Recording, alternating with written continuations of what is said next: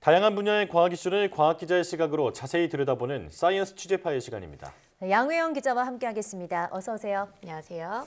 네, 오늘은 또 새해 첫 시작인 만큼 이에 걸맞은 주제로 또 준비하셨다고요? 네, 그렇습니다. 우리가 연말에는 한 해를 마무리하면서 지난 한 해 동안 어떤 일이 있었는지 네. 되짚어보고 또 연초에는 올 한 해 어떤 일들이 일어날지 기대해보는 이야기를 많이 하게 되잖아요. 네. 그래서 오늘은 2023년 과학계에서 어떤 일들이 계획되고 있는지 살펴보고자 합니다. 네, 자 지난해를 살펴보면 우주 관련 소식이 어느 때보다 많았던 것 같은데요. 올해도 우주 관련 소식 중에 기대할 만한 게 있을까요? 네, 지난해에 이어 올해도 우주 관련 성과들 아주 줄줄이 기대가 나올 예정입니다. 네. 특히 지난해에는 전 세계 최고의 이 과학계 뉴스라고 하면은 제임스 웹 우주망원경이라고 꼽을 수 있다고 하는데요. 네. 우리가 그동안은 과시광선에서 우주를 바라봤는데 이제는 적외선 파장을 이용하기 때문에 그동안 볼 수 없었던 우주의 모습을 우리에게 선사했기 때문입니다. 네. 올해도 새로운 우주망원경들이 활동할 예정이라고 하는데요.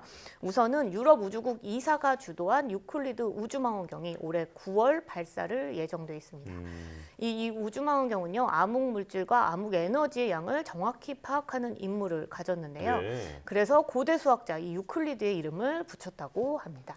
이 유클리드 우주망원경 역시 제임스 웹 우주망원경과 같이 라그랑주 2 포인트까지 날아가서 최소 6년 동안은 궤도를 돌면서 우주를 관측할 예정인데요. 네. 이 유클리드 우주망원경은 지름이 1.2m의 거울로 구성됐다고 합니다. 이 허블 우주망원경 지름이 2.4m였으니까 사실 크기는 허블보다는 작은데 더 먼 곳까지 날아가서 가장 어둡고 먼 배경의 우주를 관측하게 된다고 합니다. 예.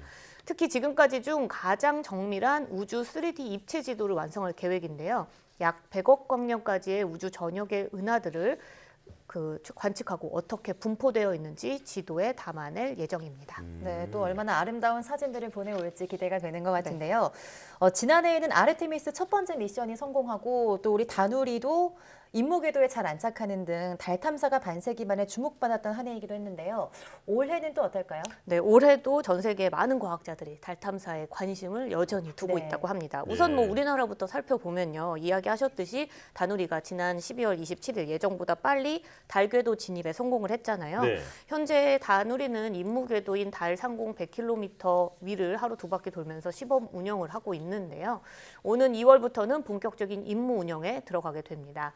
달 자원 탐사는 물론이고 미국 아르테미스 달 착륙 후보지 탐색 등의 임무를 하게 됩니다. 12월까지의 예정된 임무를 이제 수행을 할 예정인데 이 연구진은 다누리의 운영 상태를 중간중간 살피면서 잔여 연료량 등을 예측해서 추가 임무가 가능할지도 결정한다고 합니다. 예. 또 다른 건요, 일본의 민간 기업인 아이스페이스가 개발한 달 착륙선 하쿠토 R이 지난 12월 11일에 발사가 됐는데요.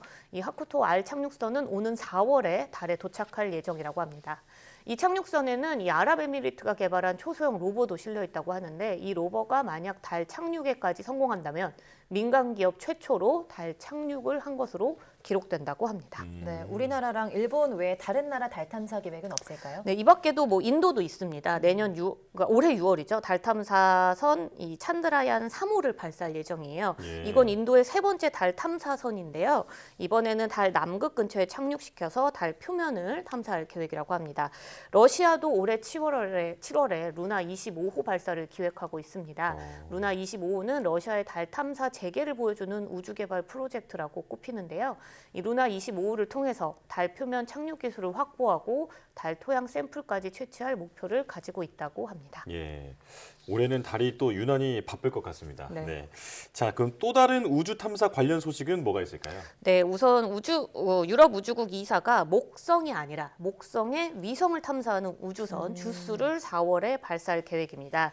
이 주스는 8년 동안이나 우주를 날아서 2031년 목성에 우선 먼저 도착할 예정입니다. 네. 그리고 약 2년 반 동안 목성 주변을 맴돌면서 가장 큰 위성인 유로파의 중력도움 플라이바이를 진행할 예정이고요. 그리고 가니메데와 칼리스토를 각각 12번씩 스쳐 지나갈 예정이라고 합니다. 예. 탐사 막바지에는 가니메데 중력에 붙잡혀서 9개월 동안 이 가니메데 주변을 돌게 될 건데요. 이거는 위성 궤도를 도는 최초의 시도라고 합니다.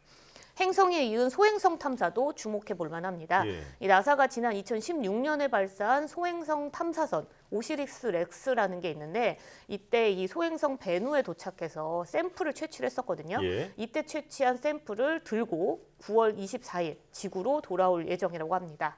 지구로 돌아오는 탐사선은 지구에 착륙하는 것은 아니고요. 베뉴 샘플이 담겨있는 캡슐을 분리해서 지구로 던질 예정이라고 합니다. 또 10월에는 화성과 목성 사이의 궤도를 돌고 있는 소행성 푸시케를 탐사하는 새로운 탐사선도 발사될 예정인데요. 이 소행성을 탐사하는 이유는 이 푸시케가 니켈과 철 덩어리로만 이루어져 있기 때문입니다. 예. 이 푸시케가 지구나 화성처럼 이 암석 행성의 핵과 같은 상태를 유지하고 있기 때문에 행성의 탄생을 연구하는 데 큰 도움이 될 것으로 과학자들은 기대하고 있습니다. 네, 역시 우주는 또 넓고 연구할 게 굉장히 많아서인지 모두 결과가 기대가 됩니다. 또 주목할 만한 이슈들이 다른 분야에서 있을까요? 네, 우선은 의학 분야가 조금 눈여겨볼 만합니다. 코로나19 이후 사실 가장 주목받는 기술이자 우리가 차세대 백신으로 불리고 있는 기술이 mRNA 백신인데 예. 이 mRNA 백신이 코로나 이후로 이 적용 범위가 넓어질 전망입니다. 우선 독일의 바이오엔테크는 이 말라리아 결핵 그리고 또 생식기 포진에 대해서 mRNA 백신을 사용할 수 있도록 임상시험에 올해 1월부터 이 돌입할 예정이라고 밝혔는데요. 특히 대상포진의 발생률을 줄이기 위한 mRNA 백신은 화이자와 함께 개발할 계획이라고 합니다. 예. 모더나도 수두 대상포진과 이 단순 포진, 또 암백신 등을 이 mRNA 백신 방식으로 개발할 계획이라고 밝혔는데요. 특히 지난달 흑색종을 앓는 환자 157명을 대상으로 한 mRNA 신약 후보 물질의 임상 2상 결과를 공개하기도 했습니다.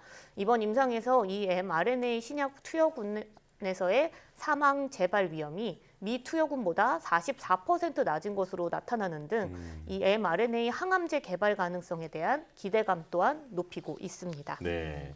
이제 mRNA 백신 그 제조 방식이 다양한 질환으로 이제 적용 범위를 확대하고 있다라는 네. 건데요. 자, 그렇다면 새롭게 등장할 신약은 어떤 게 있을까요? 네, 대표적으로 두 개를 꼽아볼 수 있는데요. 가장 먼저 순서를 기다리고 있는 건 알츠하이머병 신약 후보 물질 레카네맙입니다.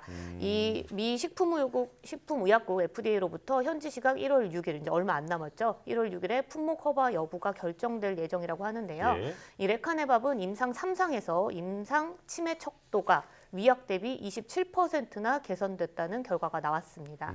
효과가 있는 건 분명하죠. 하지만 일부에서는 여전히 이 약물에 대한 안전성을 우려하고 있는데요. 네. 특히나 지난달 30일 임상 3상에 참가했던 참가자 중 한 명인 79세 여성이 숨진 것으로 확인돼서 지금까지 임상 참가자 중 총 3명이 사망자가 발생을 했다고 합니다. 네. 현재 FDA는 이 레카네밥의 승인 심사를 진행 중이며 이 약을 공동 개발한 에자이와 바이오젠은 이 FDA 결과와 별개로 올해 1분기 안에 유럽과 일본에서도 승인 신청을 진행할 계획이라고 밝혔습니다. 네. 이 또 다른 신약은요, 엑사셀인데요. 이 엑사셀은 유전자 편집 기술인 크리스퍼 유전자 가위를 이용한 유전자 치료제입니다. 이 베타 지중해 빈혈과 겸상 적혈구병 환자에게 쓰기 위해서 개발된 유전자 치료제라고 생각하시면 되는데요. 네. 이 연구진은 엑사셀 한 번 투여만으로도 두 질환을 모두 치료할 수 있다고 현재 보고 있습니다. 오는 3월 미 FDA에 승인 신청을 할 계획인데 상용화에 만약 성공하게 된다면 전 세계 최초로 크리스퍼 유전자 편집 기술이 적용된 치료제가 탄생하게 될 것으로 보입니다. 네, 지금까지 우주 분야와 의학 분야 주요 이슈들, 올해 이슈들에 대해서 이야기 나눠봤는데요. 다른 기초 연구 분야에서 기대되는 과학 성과가 또 있을까요? 네, 우선 가장 눈에 띄는 거는요. 이 세계에서 가장 강력한 중성자 가속기가 올해 가동을 앞두고 있다고 합니다. 네. 유럽 17개 나라가 참여해서 현재 스웨덴 룬트 지역에 세워지고 있는 파세 중성자원 ESS입니다. 이 중성자를 얻는 방법은 크게 두 가지가 있습니다. 원자로를 이용하는 것과 가속기를 이용하는 건데요. 이 가속기를 이용해서 중성자를 만드는 게 바로 이 파세 중성자 원입니다. 네. 이 기가 전자볼트급 고에너지 양성자 빔을 이 무거운 원자핵을 가진 표적에 충돌을 시키면 다량의 고에너지 중성자 빔이 발생되는데요. 이때 이 상대적으로 저렴하게 중성자를 대량으로 생산할 수 있다는 장점을 지녀서 주목을 받고 있습니다. 예. 이 파세 중성자원은 반도체는 물론이고 우주 부품, 또 에너지 소재, 극한 환경 소재 등 첨단 과학기술 분야에 아주 활발히 활용되고 있는데요. 특히 최근에는 코로나19 백신 치료제 개발에도 활용이 됐다고 합니다. 이 파세 기술에 의한 중성자원 연구는 흔히 과거에는 촛불 밑에서 물체를 보던 것이 이제는 선명한 자연광 아래에서 물체를 보게 된 것이다. 이렇게 비유된다고 하는데요. ESS가 올해 본격 가동이 되면 관련 연구 분야에 큰 변화를 줄 것으로 기대하고 있습니다. 또 이 밖에도 우주를 구성하는 기본 입자 중 하나인 뮤온을 이용한 네 번째 실험도 올해 진행될 예정입니다. 지난해 이 자기장 속에서 뮤온의 움직임을 관찰한 결과 표준 모형 기반 예측치와 0.1% 차이를 보인다는 사실이 밝혀졌는데요. 이건 무슨 뜻이냐면 우주를 이해하는 표준 모형이라는 게 있는데 여기에 17개의 입자가 원래 있다고 알고 있었습니다. 네. 근데 이 이외에 새로운 입자가 존재할 수 있다는 가능성이 지난해에 확인이 된 건데 올해 마지막 실험으로 새로운 물리학적 발견이 나올 수도 있다는 기대감도 나오고 있습니다. 네. 자, 올해는 인류가 또 어떤 발전을 이룩할지 벌써부터 기대가 됩니다. 자, 잘 들었습니다. 사이언스 취재파의 양효영 기자 함께했습니다. 고맙습니다.